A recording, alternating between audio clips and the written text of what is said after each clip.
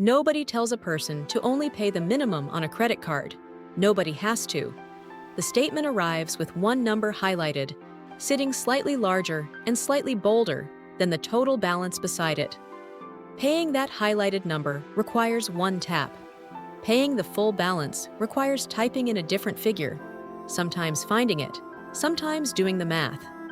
The system never says, pay less. It just makes paying less the version that takes 4 seconds instead of 40. This shows up everywhere once it's noticed. A retirement account defaults new employees into a contribution rate chosen by someone else, and most people simply keep it, not because they evaluated it and agreed, but because changing it means logging into a portal, finding a settings page, deciding on a new number with no clear guidance on what that number should be. A subscription renews automatically unless canceled, and canceling usually means multiple screens, a retention offer, sometimes a phone call. In every case, the outcome that benefits the institution is the one requiring zero effort. The outcome that benefits the person requires several steps, each one a small excuse to stop. The common assumption is that people make financial choices, that a minimum payment, an unchanged contribution rate, an uncanceled subscription reflect what someone actually decided they wanted. That assumption feels reasonable because nothing about any of these moments looks coerced. No one is forced to pay the minimum. No one is forced to leave a contribution rate untouched. The mismatch is that most of these outcomes were never actively chosen at all.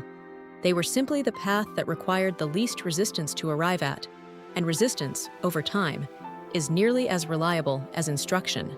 This is where the structure becomes visible. The visible outcome is a pattern familiar from almost any financial app. Certain numbers are large, bold, and one tap away, while other numbers are smaller, further down the screen, or hidden behind an extra menu.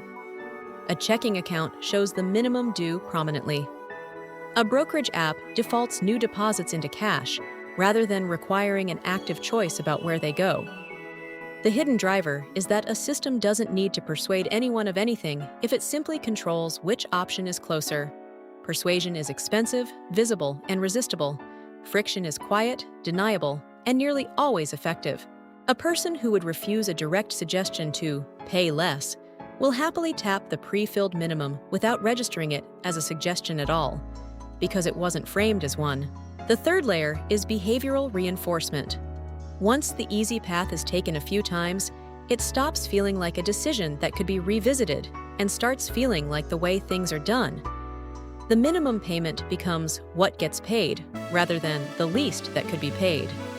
The unreviewed contribution rate becomes my retirement plan, rather than a placeholder nobody ever finalized. Repetition converts a default into an identity, and identities are far more durable than settings. The fourth layer is structural dependence. A gap opens between what the balance requires and what the minimum payment actually reduces, and that gap grows on its own, funded by interest that was never the headline number. A contribution rate set at a default meant for a starting salary quietly stays fixed through raises and promotions, so it shrinks in relative terms even as it stays the same on the page. Neither of these requires a new decision at any point. They require the absence of one, which is exactly what the system was built to make comfortable. None of this requires manipulation in the way people usually picture it. That's what makes it easy to miss. Nobody is lying about the minimum payment. Nobody hides the option to change a contribution rate. The information is technically available, disclosed, compliant. The system doesn't need to conceal the harder path. It only needs to make the easier one closer, faster, and pre-selected.